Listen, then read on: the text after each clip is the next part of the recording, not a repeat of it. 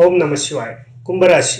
కుంభరాశి అంటే ధనిష్ట 3-4 పాదాలు, శతభిష 4 పాదాలు, పూర్వభాద్ర 1-2-3 పాదాలు. ఈ 9 పాదాల్లో జన్మించిన ఈ 3 నక్షత్ర జాతకులే మనకి కుంభరాశి కిందకు వస్తారు. కుంభరాశి వారికి విశ్వావసు నామ సంవత్సరంలో కుంభరాశికి ఆదాయం 8, వ్యయం 14, రాజపూజ్యం 7, అవమానం 5.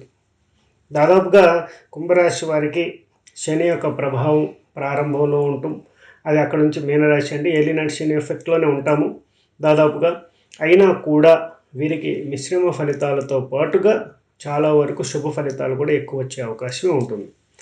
అయితే ఈ ఏలినాటి శని ప్రభావం వల్ల ధనక్షయం, శరీర క్షయం, ఆరోగ్యం, మానసికంగా, శారీరకంగా, ఆర్థికంగా ఈ 3 మీరు అనుక్షణం ఆస్వాదించడానికి అంటే ఆస్వాదించలేకపోవడానికి కారణం అవుతుందన్నమాట జీవితంలో.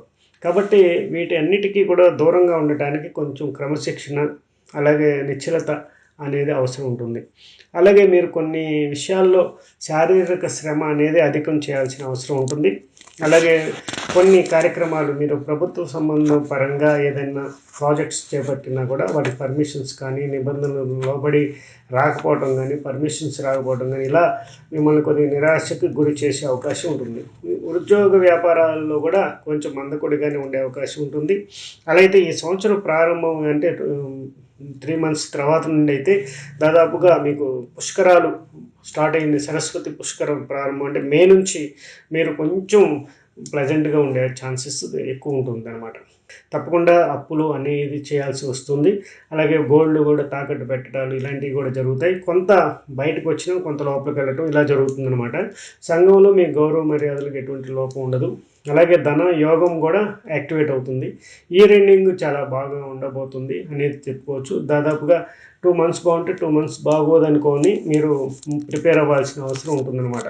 దీంట్లో మీకు ఆదాయ వ్యయాలు చూసినా కూడా అలాగే ఏదైనా మీరు అనుకున్న పనులు సక్రమంగా జరగాలని చూసినా కూడా ఎక్కడో చోట ఏదో కాజులో ఆగిపోవడం అనేది జరుగుతూ ఉంటుంది. శని ఎఫెక్ట్ అంటారు దాన్ని.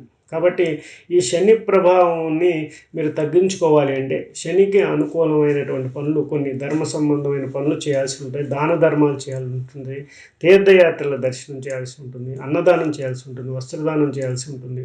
ఇలాంటి కొన్ని మన సైడు మనకున్న అవకాశం మనకు చేతనైనంత వరకు సహాయ సహకారాలు మీరు అందిస్తూ ఉంటే మీ పనులు చాలా చాలా ఈజీగా సులువుగా అయిపోతూ ఉంటాయి అన్నమాట. దట్టు మీరు రుద్రాక్ష ధారణ కూడా చేసినట్టయితే కూడా ఈ యొక్క కష్టకాలంలో కొంతవరకు మీకు సమస్యల నుండి బయటపడే అవకాశం ఉంటుంది. శుభం భవతు మే సదాశివం.